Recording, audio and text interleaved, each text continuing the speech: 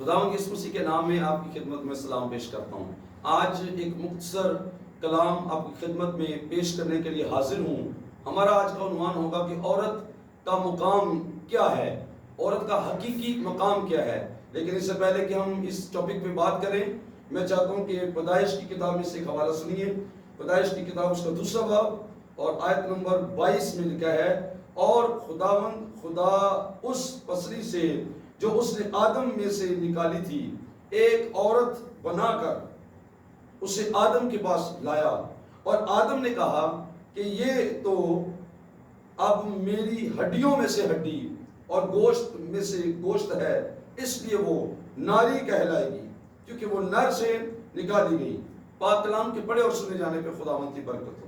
غور کریں گے ہم کہ خدا نے آدم پر گہری نیند بھیجی ہے اور اس کی پسلیوں میں سے ایک کو نکال کر اس میں سے عورت کو بنایا ہے۔ کچھ خیال کریں گے اس حوالے سے۔ عورت کے لیے ایک لفظ یہاں پر ناری استعمال ہوا ہے۔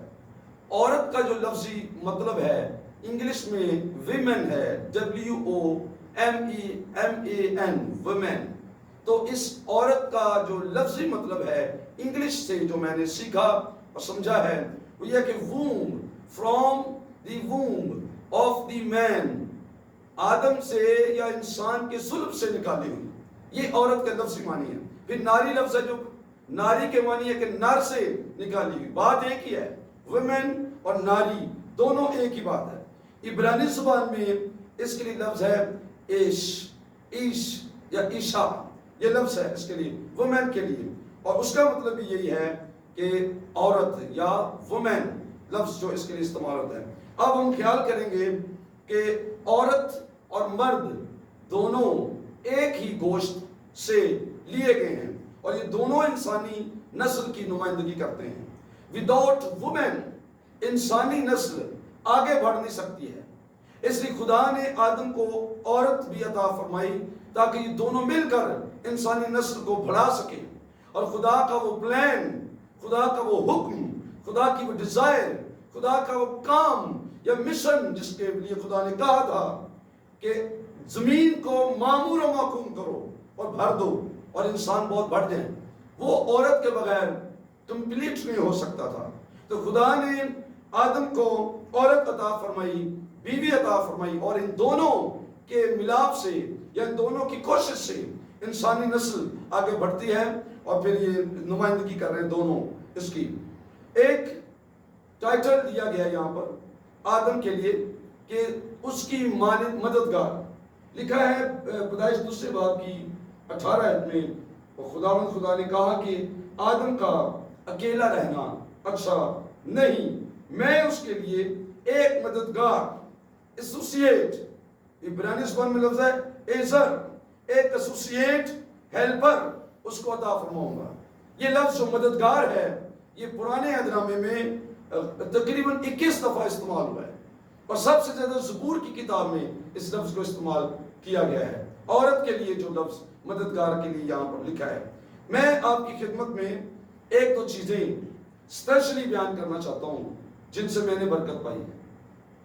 عورت کا مقام کیا ہے، عورت کی اہمیت کیا ہے، یا عورت کا کردار کیا ہے، عورت کو ہم کیا سمجھتے ہیں، اور ازرو بائبل اس کی عزت کیا ہے اور اس کا مقام کیا ہے، غور کریں گے انہی آیات کے اندر سے۔ خدا نے اپنی ساری کائنات کو تخلیق کیا، سب کچھ بنا لیا، اور پیدائش 1 باب پڑھیں تو خدا کہتا ہے کہ پہلے دن جب سب کچھ بنایا خدا نے دیکھا روشنی اچھی ہے، اور خدا نے پھر اگلے دن کہا جو کچھ بنایا اچھا ہے، نیکسٹ ڈے اچھا ہے، نیکسٹ ڈے اچھا ہے۔ جب خدا نے آدم کو بنایا تو کہا بہت اچھا ہے۔ یہ آپ سب کچھ پتہ ہے اس کے بارے میں، جو پہلے پیدائش کے پہلے صفحے پر ہمیں تخلیق کا طریقہ کار یہ سسٹم نظر آتا ہے۔ لیکن یہاں پر دیکھیے خدا نے ساری کائنات بنا لی ہے، جس میں فرشتے ہیں، جس میں کروبی ہیں، جس میں سرافیم ہیں، جس میں خدا کے پاس اور بڑی قسم کی تخلیق موجود ہے، مخلوقات موجود ہیں، زمین پر جانور ہیں، پرندے ہیں، اور لیویاتان ہیں، اور جنگلوں کے جانور ہیں، اور پہاڑوں کے جانور اور پرندے ہیں، اور سمندر کی مچھلیاں اور بڑے بڑے جاندار وہاں موجود ہیں، لیکن خدا نے اپنی ساری تخلیق پر غور کرتے ہوئے جب آدم کو دیکھا تو خدا نے کہا کہ اس کا اکیلا رہنا اچھا نہیں ہے۔ یاد رکھیں کہ خدا کی نگاہ میں سب کچھ اچھا تھا، تخلیق کا کام، لیکن ایک چیز خدا کو پسند نہیں آئی، وہ یہ تھی کہ آدم کا اکیلا رہنا اچھا نہیں۔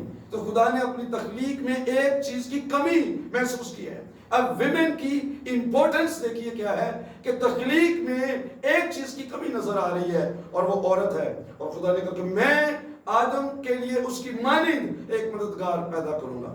عورت آدم سے کم نہیں ہے، انسان سے کم نہیں ہے، یعنی مرد سے کم نہیں ہے۔ مرد اور عورت دونوں، میں نے عرض کی کہ دونوں ایک ہی گوشت پوست کے بنے ہیں، دونوں ایک ہی ہڈی ہیں، ایک ہی جان ہے، ایک ہی ان کی عزت ہے، ایک ہی ان کی اہمیت ہے، ایک ہی ان کا جلال ہے، لیکن مرد جو ہے وہ نمائندگی کرتا ہے اور عورت اس کی ہیلپر ہے، عورت اس کی ایسوسیٹ ہے، لیکن اس کے جلال میں فرق نہیں ہے، اس کے جلال میں ہرگز فرق نہیں ہے۔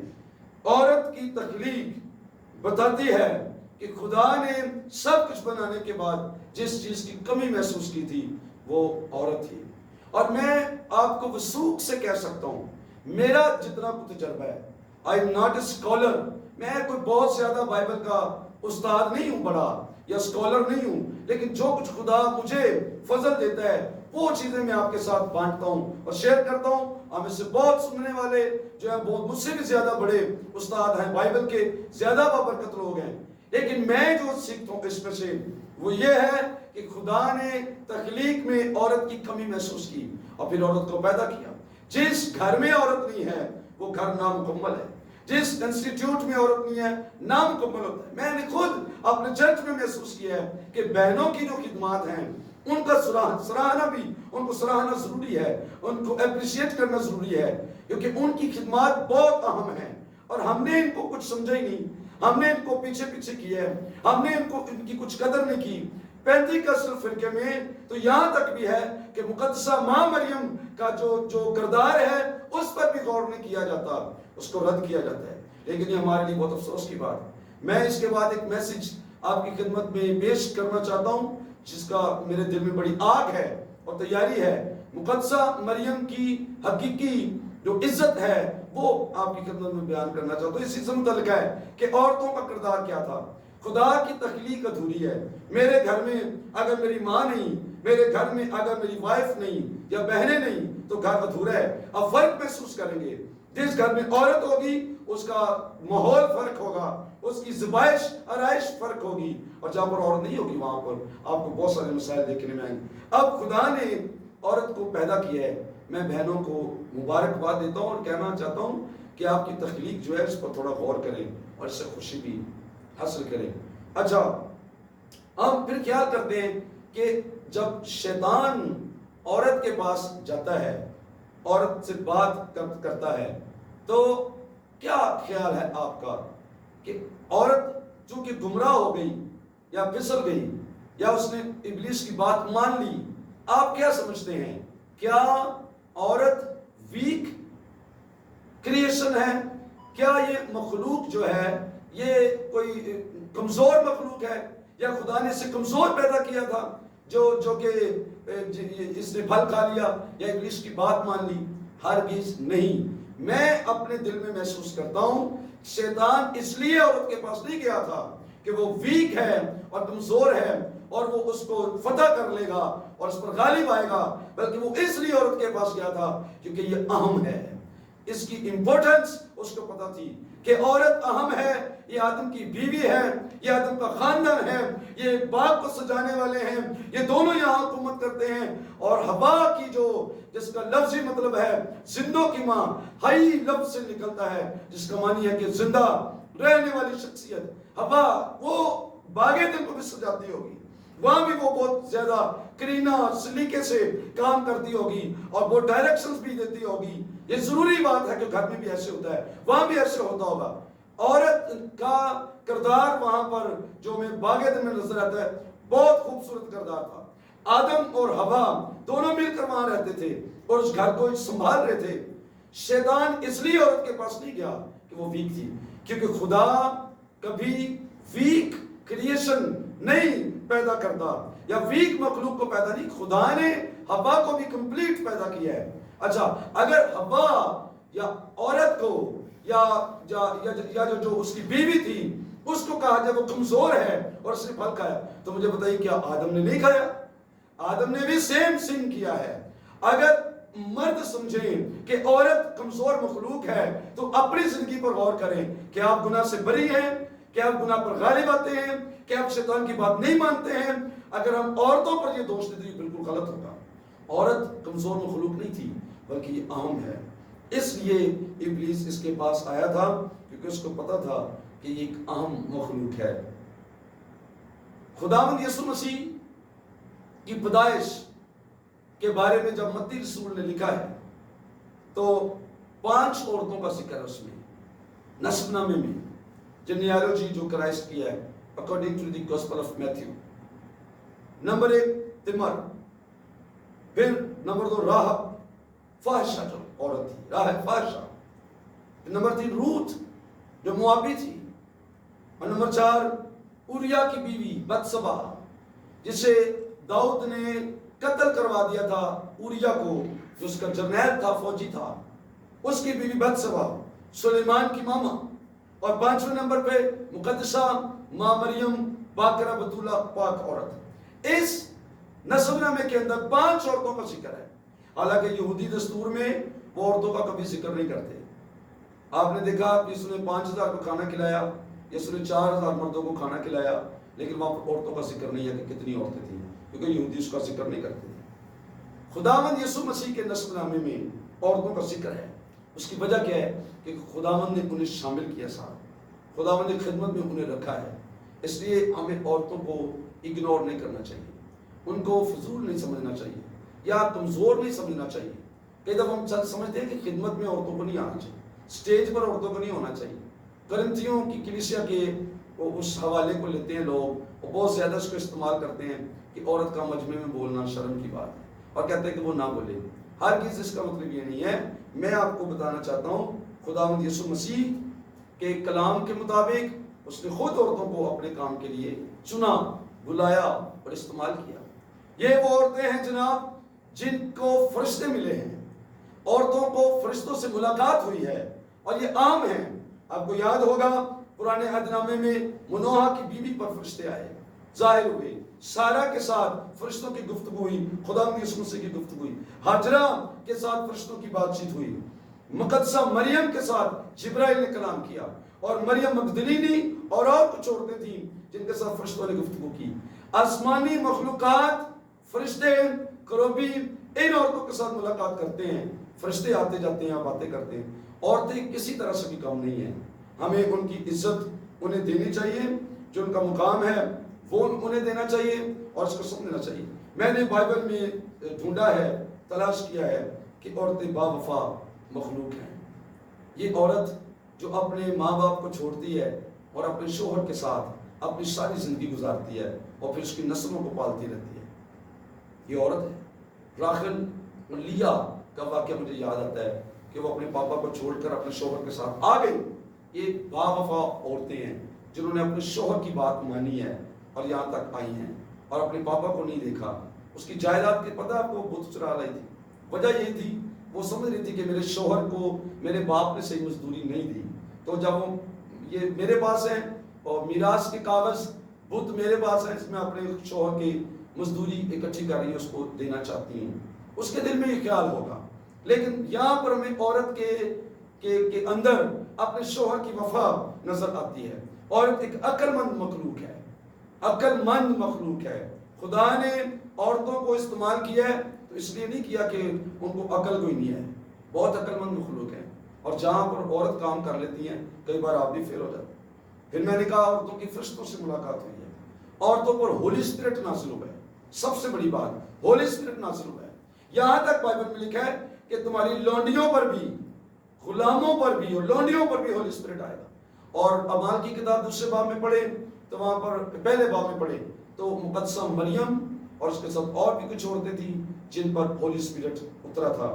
خداوند یسوع مسیح نے اپنی منادی میں عورتوں کی خدمت کو بھی ساتھ رکھا، عورتیں بھی یسوع کے ساتھ خدمت کرتی تھیں اپنی مال سے. یسوع نے انہیں جدا نہیں کیا تھا. اور آخری بار مقدسہ مریم مگدلینی پر یسوع مسیح ظاہر ہوئے جب جی اٹھنے کے بعد کی بات. تو یسوع نے کہا کہ وہ جائے اور اس کے شاگردوں کو بتائے کہ وہ ان سے پہلے گلیل کو جائے گا. یعنی وہ میسنجر بھی تھی, خداوند کی میسنجر بھی تھی. چیک کیجیے ان پوائنٹس کو کہ عورتیں کم نہیں ہیں, ان کا کردار بہت بڑا ہے, ان کا کام بہت بڑا ہے, اور آپ عورتوں کے بغیر کچھ بھی نہیں. گھروں میں ان کا کردار وفاداری کا کردار ہے. اگر یہ بیٹی کے روپ میں ہے تو بھی اپنے ماں باپ کی بہت عزت کرتی ہے اور خدمت کرتی ہے. اگر بیوی کے روپ میں آتی ہے تو شوہر کے ساتھ وفا کرتی ہے. اگر ماں کے روپ میں آتی ہے اپنی اولاد کو ساری زندگی پالتی ہے اور اپنا ڈونیٹ کر دیتی ہے اپنی اولاد کے لیے. ہمارے پاس بہت سارے ایسے واقعات ہیں. میں آخر میں ایک بات شیئر کرتا ہوں اس تعلق سے کہ عورتوں یا ماں کا کردار جو ہے ہمارے گھروں میں کیا ہے. جب کوریا کی بات بتانے لگا ہوں, وہاں جنگ لگی اور بڑی افراتفری تھی. ایک پادری صاحب اپنی وائف کو اور چرچ کے کچھ لوگوں کو لے کر چرچ کی گاڑی میں بٹھا کر لے کے جا رہے تھے. تو وہ ایک برج کراس کرنے لگے تو اس کی وائف نے آواز سنی کہ ایک بچہ رو رہا ہے پل کے نیچے. اس نے کہا گاڑی روکی. ایک دم سے گاڑی روکی اور نیچے جب دیکھا تو ایک عورت بچے کو اپنی گود میں لے کے بیٹھی ہوئی تھی.